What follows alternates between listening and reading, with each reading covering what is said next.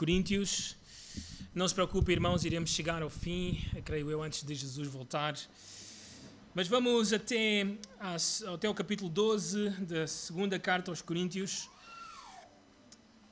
E vamos recordar aquilo que já começámos a ver há 3 semanas atrás, sobre as motivações de um verdadeiro servo de Deus. As motivações de um verdadeiro servo de Deus. Nós já vimos 2 motivações importantes. A primeira motivação é ser fiel ao Evangelho, vimos isso no versículo 14, quando o apóstolo Paulo diz que ele não será pesado nesta terceira visita que ele fará à igreja de Corinto. E nós vemos que esse tem sido o seu padrão ao longo do ministério e só entendemos a razão pela qual ele não recebe nada desta igreja. Em 1 Coríntios 9, quando ele diz que ele não quer colocar um obstáculo ao Evangelho. Algo muito particular com a igreja de Corinto ou com a cidade de Corinto em relação a receber dinheiro como palestrante ou como um pregador. Também a segunda motivação que nós vimos é esta preocupação pelo bem-estar da igreja. Assim, ele quer que a igreja esteja a crescer, ele quer que a igreja tenha saúde espiritual e esta é a sua grande preocupação, é isto que está por detrás de todo o seu ministério, de tudo aquilo que ele está a fazer. Agora, quando nós começamos a ver estas motivações, nós também tiramos a conclusão que existem 2 grandes razões pelas quais alguém quer estar no ministério. Já tenho dito várias vezes, estar no ministério é uma coisa para loucos. Tá bem? Não é porque simplesmente tens uma emoção para estar no ministério, então vais. Na verdade, o ministério é um lugar difícil. Não é um lugar onde deve haver um desejo, mas não é um lugar onde te deves aventurar precipitadamente. É difícil.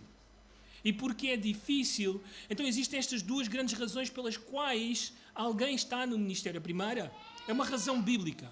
Porque essa pessoa foi chamada por Deus, porque essa pessoa tem os requisitos da palavra de Deus e porque essa pessoa foi confirmada pela igreja local.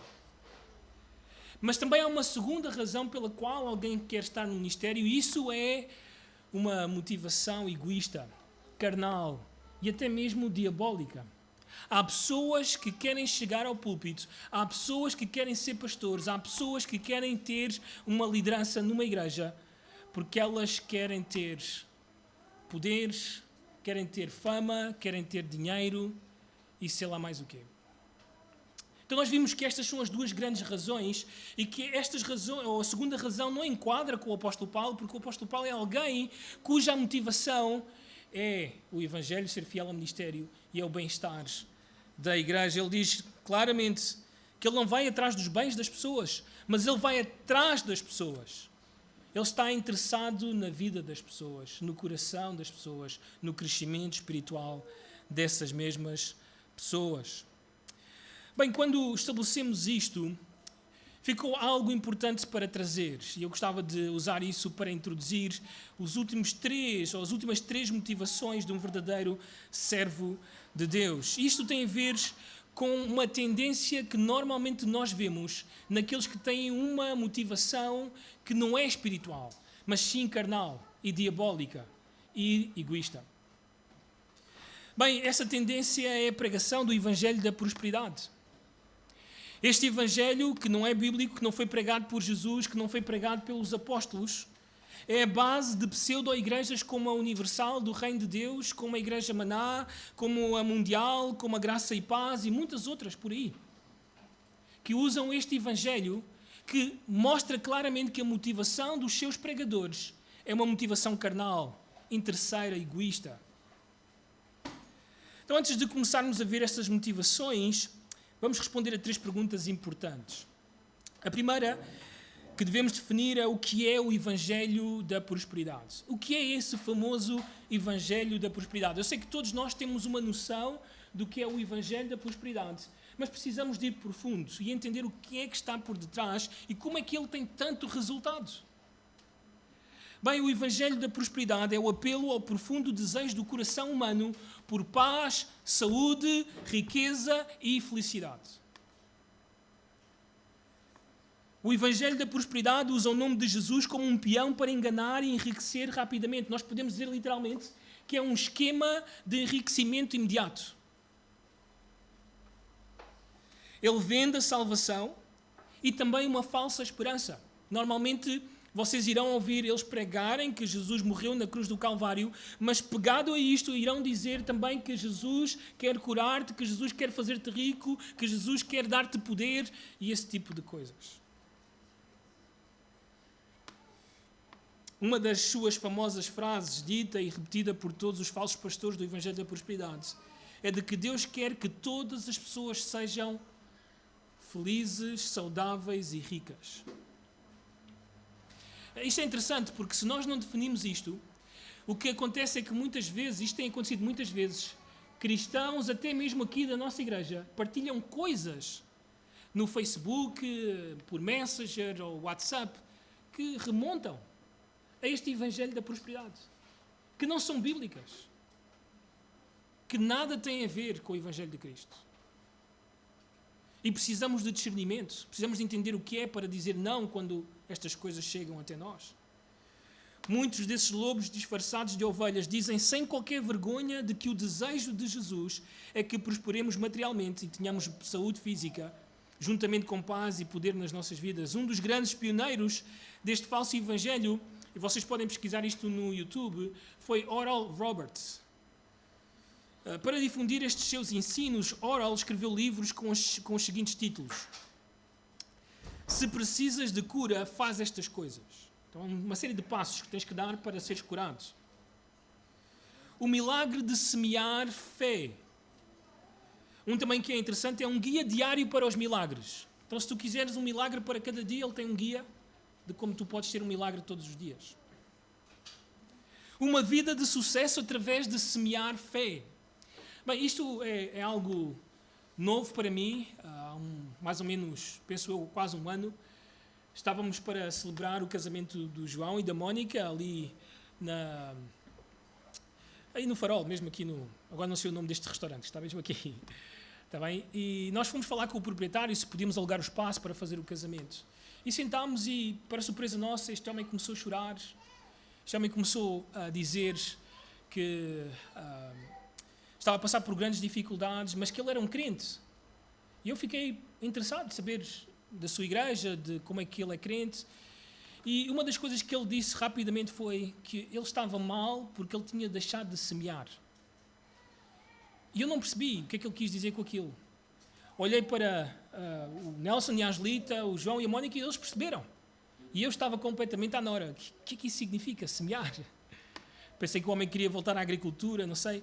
Mas quando eu entendi, o que ele estava a dizer é que ele precisava de voltar a dar dinheiro à igreja para que a sua vida voltasse a estar bem. Para que as coisas pudessem estar em ordem. Para que ele pudesse ter novamente sucesso. Perguntei da sua igreja e era a igreja Maná. Então é isto que acontece com aqueles que estão dentro deste evangelho que é falso, que é mentiroso. Não somente isso tornou-se muito popular, eu diria que estes ensinos mexem com a humanidade que é desejosa de saúde, riqueza, paz, poderes. Então nós vemos isto na televisão, nós vemos isto na rádio, nós vemos isto até mesmo em editoras cristãs, que é algo que me entristece, é ir a uma livraria cristã e encontrar todo um móvel cheio de livros de Benny Hinn, Joel Austin, Joyce Meyer e por aí adiante. Que são pregadores do Evangelho da Prosperidade. E perguntamos porquê que eles fazem isso. Porquê? Porque isso traz dinheiro. Porque as pessoas compram esses livros. Porque toda a gente quer ser rica. Bem, não somente temos que definir o que é, mas também temos que entender até onde chega o Evangelho da Prosperidade. Até onde é que ele vai? Qual é a profundidade? Bem, a resposta é óbvia. Este Evangelho tem chegado rapidamente a todos os cantos do mundo. Tem tido grande sucesso em África, na América do Sul. As maiores igrejas do mundo são as que pregam este Evangelho. Recentemente estava a ler um artigo sobre um pastor em África, um pastor também que era deste Evangelho da Prosperidade, que acreditava em curas e que ele mesmo curava pessoas e que nunca nada de errado iria acontecer com eles. Este homem viu a sua esposa ficar grávida e abortar 3 vezes seguidas. E eles não entendiam porque é que isto estava a acontecer, se eles faziam tudo o que era certinho. Bem, numa quarta gravidez, esta esposa chegou realmente a dar à luz. O bebê veio. Mas o bebê veio com complicações. E como eles não acreditavam na medicina, não acreditavam que os médicos podiam fazer alguma coisa por eles, levaram a criança para casa e achavam que a oração, a fé deles, o pensamento positivo deles, iria levantar esta criança. E ficaram em casa horas e horas. Até que, depois de orarem, pedirem toda uma rede de pessoas para orarem por eles, as coisas não irem melhorando com a criança. Quando já não davam mais mesmo, agarraram na criança e correram para o hospital. Mas era tarde demais. O bebê faleceu. Pela graça de Deus, este casal chegou à verdade. Mas foi preciso ir até ali para que os seus olhos fossem abertos para a mentira do Evangelho da prosperidade. Ele chega longe, ele destrói. Aliás, no Brasil, outrora um país de maioria católica e também evangélica, está agora a crescer neste pseudo-evangelho. Sarah Bailey escreveu em 2017 uma coluna no famoso jornal Washington Post, onde ela disse o seguinte, e notem: desde uma plataforma rodeada por 12 grandes cruzes, Gabriel Camargo levantou maços de dinheiro brasileiro falso, mostrando à sua congregação o que poderia acontecer com eles. Deus te abençoará se dás muito à igreja, disse Camargo, pastor da Igreja Universal do Reino de Deus. Em seguida, estendeu o braço com uma bolsa negra na mão e disse à sua audiência do bairro trabalhador de Osasco: tirem dos vossos bolsos e das vossas carteiras, instruindo para que dessem reais brasileiros. Rapidamente, uma dezena de pessoas correu para dar umas notas e moedas. E se vocês vão atrás do esquema, estas pessoas normalmente são parte da equipa para motivar outros a fazer isso. Diz a coluna ainda, os que não tinham dinheiro efetivo não precisavam de preocupar-se. Um dos oficiais aproximava-se com um leitor de cartão de débito ou crédito, enquanto Camargo continuava a discursar: se dás generosamente, terás tanto dinheiro que até sairá fumo da máquina. Num país que enfrenta a maior crise económica da sua história, com longas filas nos escritórios de emprego e nos hospitais públicos, talvez não surpreenda que os brasileiros se sintam cada vez mais atraídos pelas promessas de riqueza pessoal. O Evangelho da prosperidade atinge o desespero das pessoas. Chama pela sua natureza carnal, pecaminosa, para obter riqueza imediata, mas na verdade afunda as pessoas em miséria e pecado. Então porquê é que é tão perigoso? Porquê é que é tão perigoso este Evangelho? Deixem-me dar-vos algumas razões. Em primeiro, porque distorce o Evangelho bíblico. Distorce o Evangelho bíblico. Notem bem o que é o Evangelho das Escrituras, que este livro proclama. O Evangelho das Escrituras é o Evangelho que proclama o amor de Deus pelos pecadores, ao dar o seu Filho por eles, que anuncia a justificação pelo sangue de Cristo, que declara que fomos salvos da ira de Deus por causa da vida de Cristo e que prega que fomos reconciliados com Deus pela morte de Jesus. Este Evangelho diz-nos que somos todos pecadores e que todos estamos separados da glória de Deus e que por nós mesmos não podemos chegar a essa glória. Este Evangelho revela que somos redimidos por Cristo por meio da fé nele. Este é um Evangelho para pessoas mortas. É um Evangelho que ensina sobre a misericórdia e a graça de Deus ao ressuscitar-nos com Cristo e ao dar-nos um lugar no céu, a vida eterna. Este Evangelho chama homens e mulheres ao arrependimento dos seus pecados.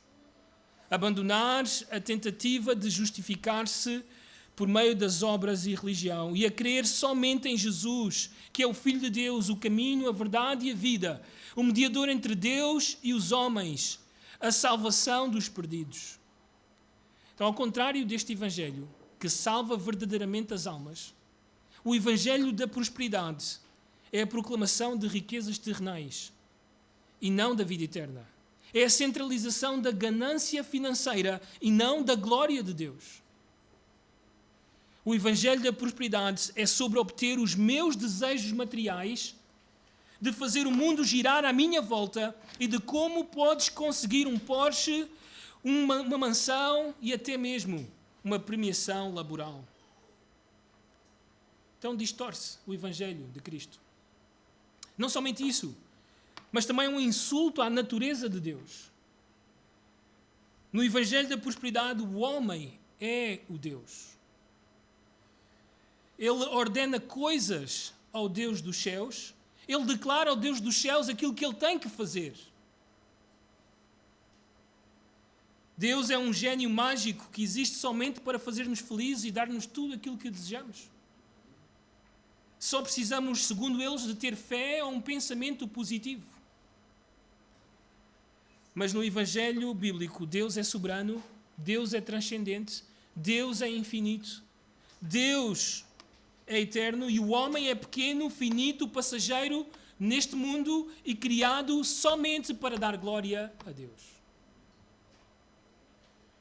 Em terceiro lugar, este Evangelho da prosperidade rebaixa a pessoa de Jesus. Rebaixa a pessoa de Jesus. Paulo diz-nos que para ele e para todo o cristão, o viver é Cristo e o morrer é lucro. O propósito, o fim, o grande objetivo do crente é ser como Cristo, é chegar a Cristo, é ter mais de Cristo.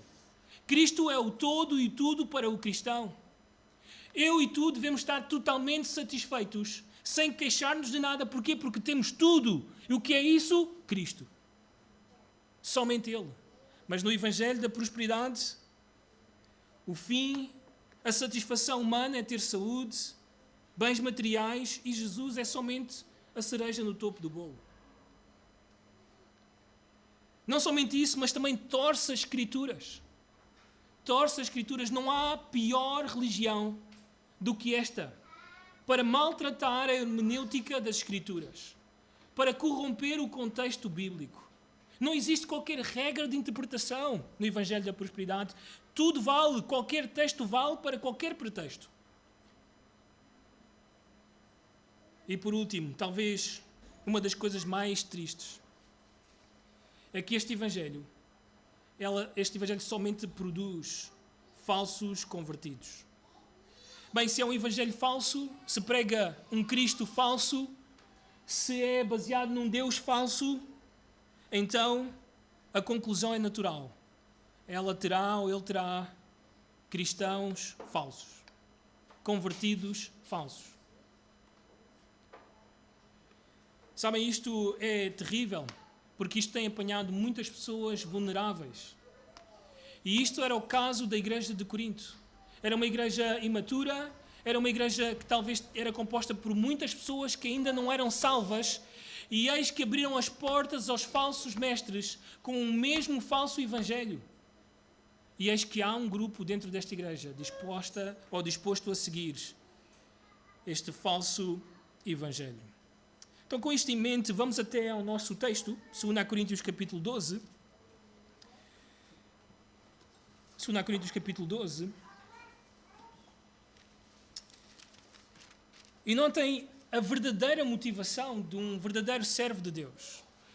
A boa motivação, a motivação que é fiel, a motivação que é espiritual, a motivação que dá glória a Deus. Notem o que o apóstolo Paulo diz aqui a partir do versículo 14 até ao versículo 18. Diz assim o texto: eis que pela terceira vez estou pronto a ir ter convosco e não vos serei pesado, pois não vou atrás dos vossos bens, mas procuro a vós outros.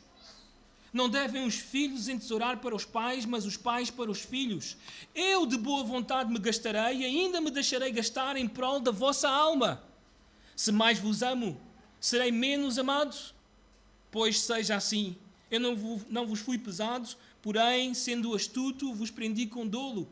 Porventura vos explorei por intermédio de algum daqueles que vos enviei? Roguei a Tito e enviei com ele outro irmão. Porventura Tito vos explorou? Acaso não temos andado no mesmo espírito? Não seguimos nas mesmas pisadas? Até aqui a leitura da palavra de Deus. As motivações de um verdadeiro servo de Deus. Então, rapidamente, em terceiro lugar, depois de termos visto as duas primeiras, que é ser fiel ao Evangelho e é o bem-estar da igreja, A terceira motivação, melhor dito, é servir a igreja. Servir a igreja. Notem aí a frase do versículo 15. A primeira frase diz assim: eu de boa vontade me gastarei e ainda me deixarei gastar em prol da vossa alma. Sabem, em quase toda a Escritura, ou em quase todo o Novo Testamento, esta é uma das frases mais amorosas de um pastor para a sua igreja. Ele está a dizer literalmente: eu estou disposto a dar tudo o que eu tenho e tudo o que eu sou por vocês, pela vossa alma. É o que ele está a dizer. Estas expressões, gastar e ainda me gastarei, mostram a profundidade até onde o apóstolo Paulo pode ir ou quer ir em favor da igreja de Corinto. Agora, estas mensagens de amores, estas promessas de amores à igreja, não se encontram somente neste capítulo. Em quase toda a carta o apóstolo Paulo vai dizendo vez atrás vez o amor que ele tem por esta igreja. Até onde é que ele está disposto a ir por esta igreja. Notem no capítulo 6, versículos 11 e 12.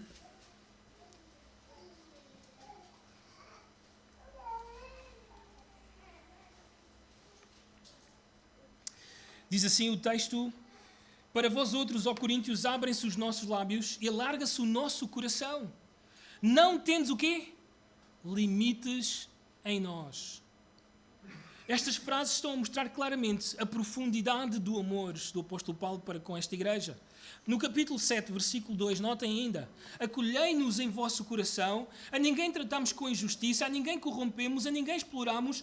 Não falo para vos condenar, porque já vos tenho dito que estáis em nosso coração para juntos fazer o quê? Morrermos e vivermos. É um homem disposto a dar a sua vida pela igreja. Capítulo 7, versículo 2 e 3. Então ele deixa bem claro aqui que ele está disposto a gastar-se por esta igreja. Voltando ao capítulo 12, esta expressão gastar, a primeira expressão gastar, significa literalmente pagar com dinheiro, bens, tempo, energia e até ser destruído por causa dos coríntios.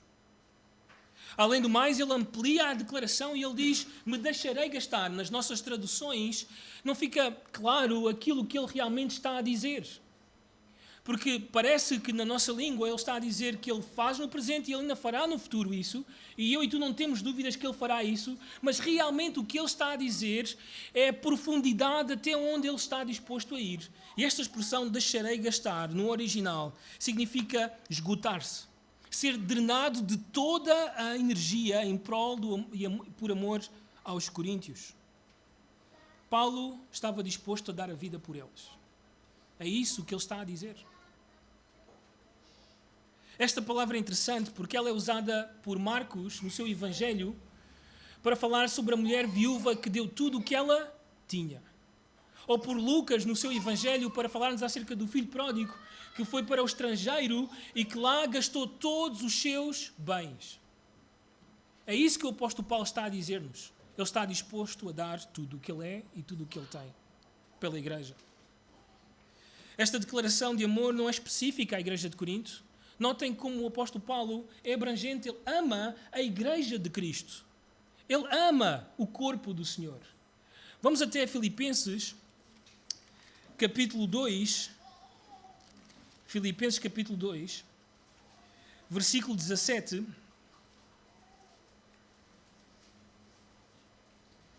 Notem estas palavras preciosas, amorosas do apóstolo.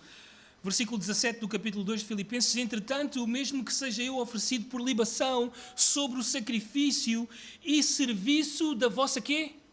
Fé. Em outras palavras, eu estou disposto a sacrificar-me para servir a vossa fé. A vossa fé. Notem ainda no capítulo 1 de Colossenses, uma igreja que o apóstolo Paulo não conhece pessoalmente, não foi plantada por ele, mas notem como ele mostra o grande amor que ele tem por esta congregação. No capítulo 1, versículo 24 de Colossenses, ele diz: agora me regozijo nos meus sofrimentos por vós e preencho o que resta das aflições de Cristo na minha carne, a favor de quem? Do seu corpo, que é a igreja. Então ele está disposto a dar tudo o que Ele é e tudo o que Ele tem por esta igreja. Isto, obviamente, tem o seu ponto de partida no Senhor Jesus Cristo.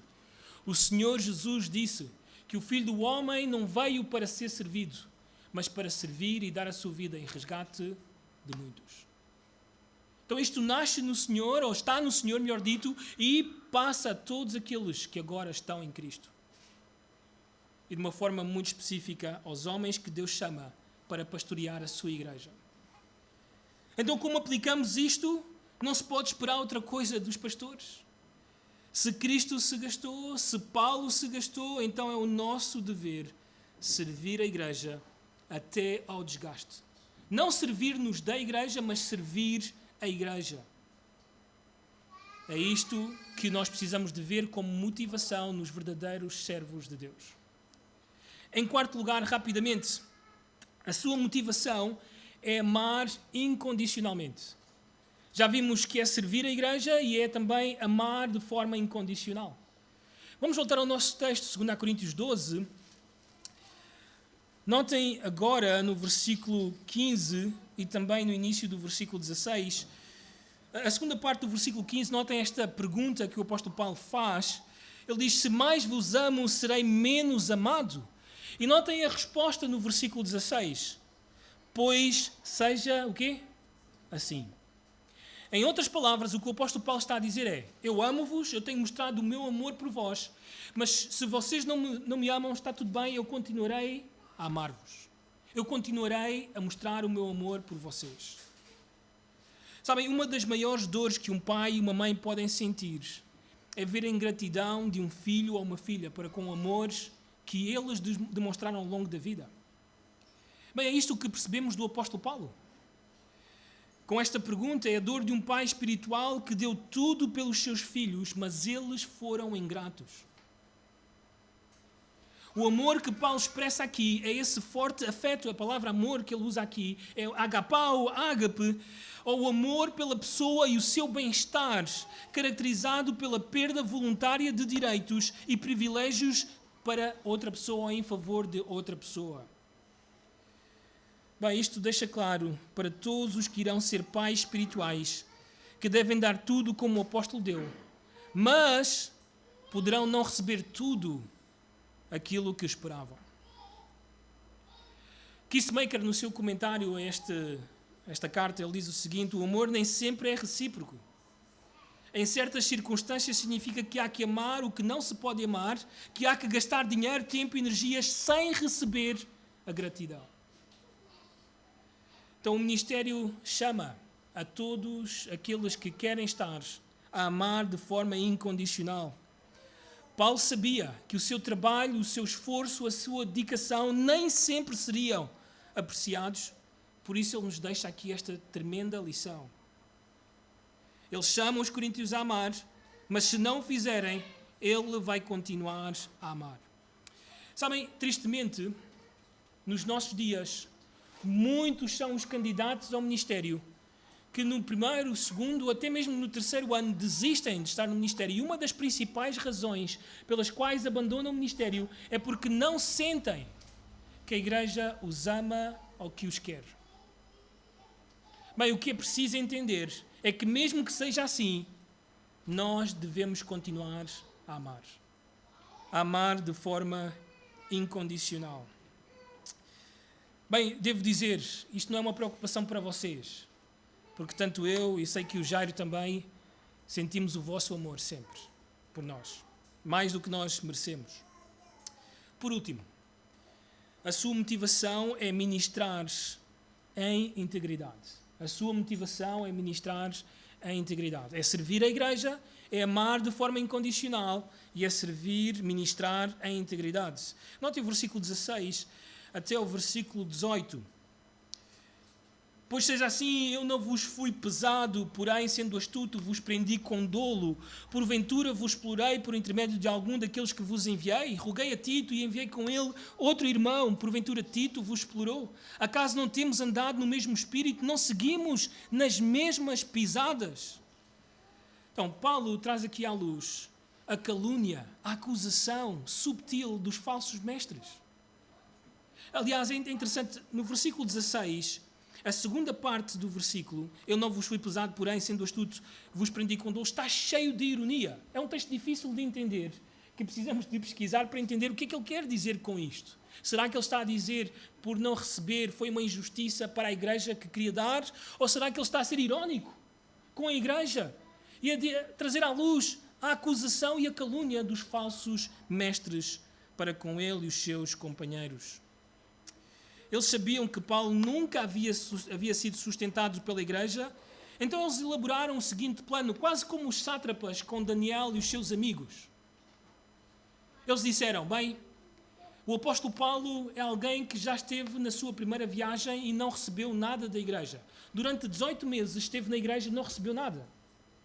Ele saiu de Corinto, foi para Éfeso, voltou para Jerusalém, depois voltou para a sua terceira viagem missionária para a cidade de Éfeso, ouviu de problemas na igreja de Corinto, voltou para a igreja, mas foi uma visita dolorosa, difícil, mas mesmo nessa ocasião, Paulo recebeu 0 da igreja.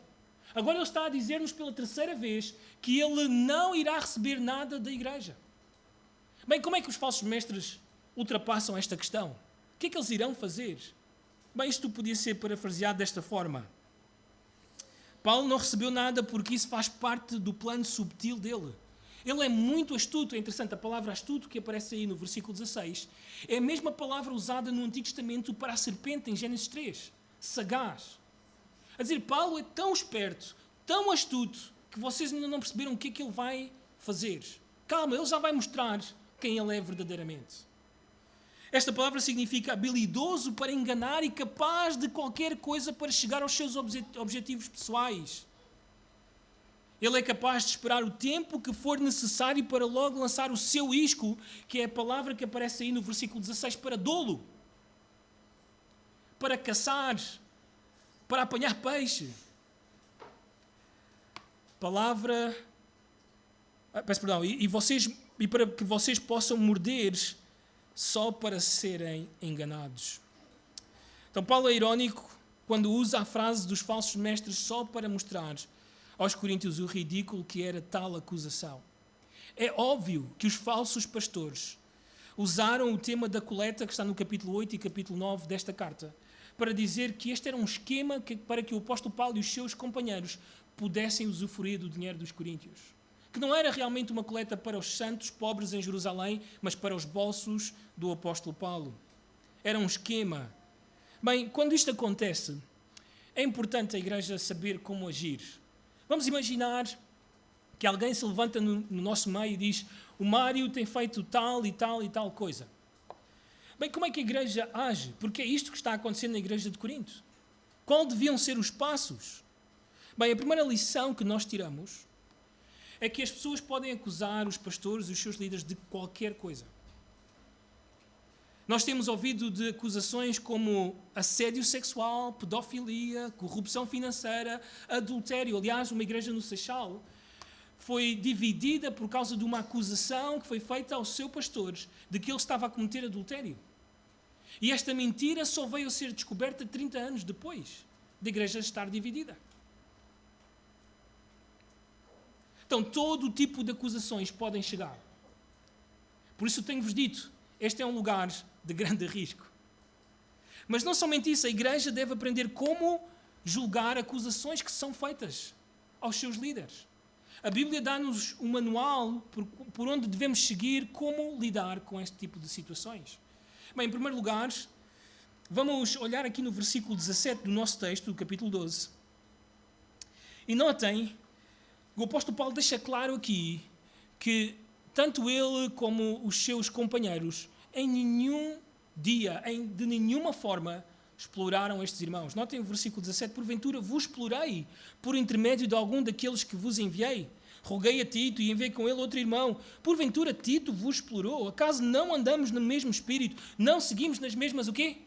Pisadas. Então, em nenhum momento a igreja pode dizer: fomos explorados por Paulo e os seus companheiros. Não havia sequer fumo para tal coisa. Mas não somente isso. Vamos até o capítulo 1 desta mesma carta.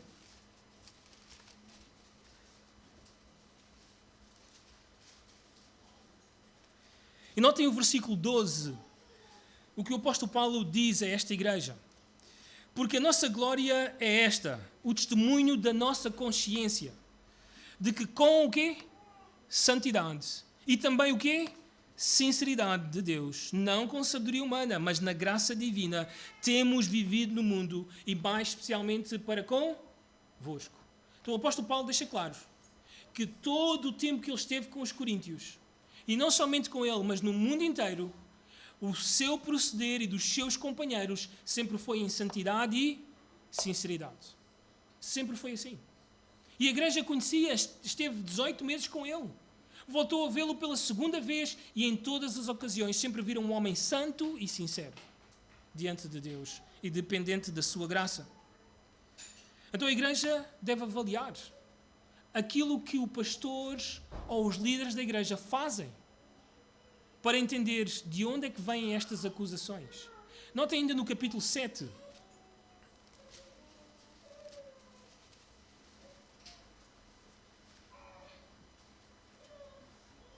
Versículo 2.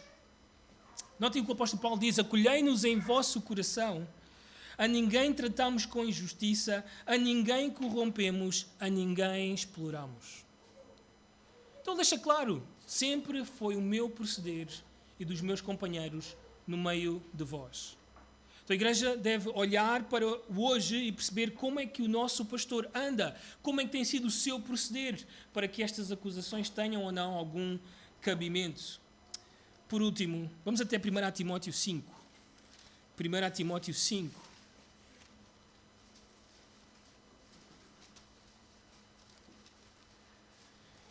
Aqui o apóstolo Paulo ensina a Timóteo a ensinar à igreja como é que ela deve lidar quando existem acusações a pastores dentro da igreja.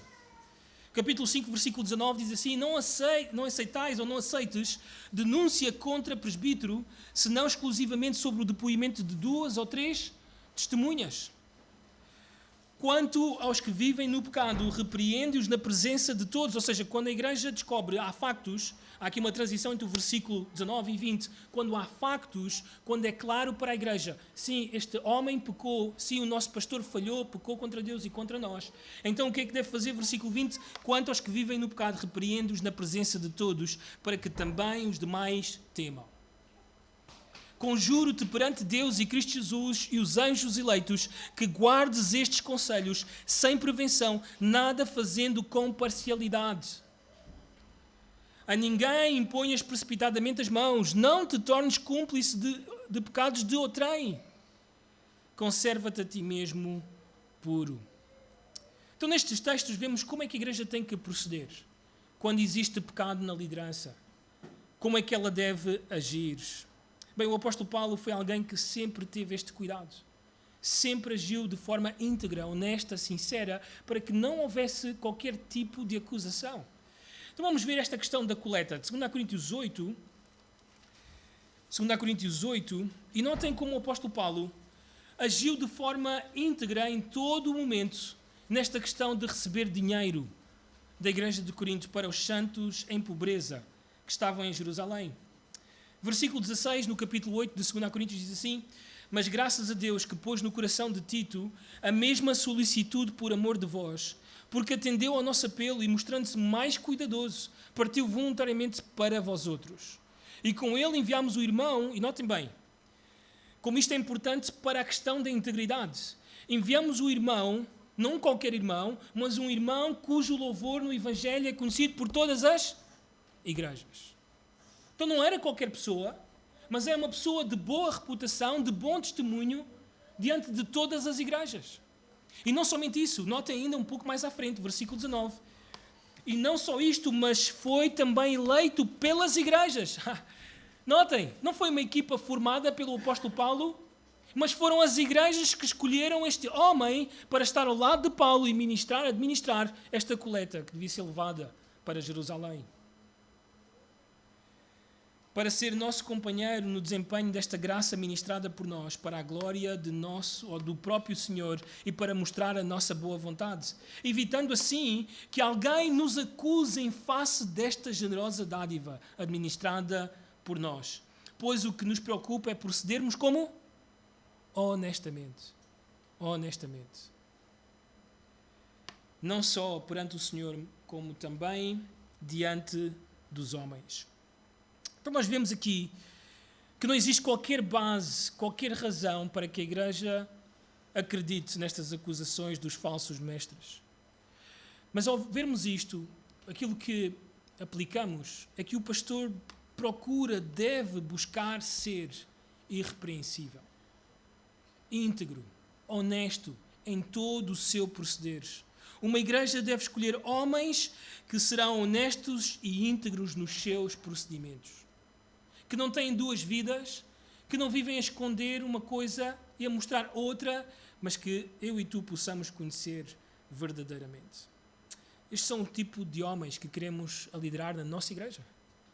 Este é o tipo de homens que deves desejar para liderar a tua vida. São estes os homens que a igreja precisa.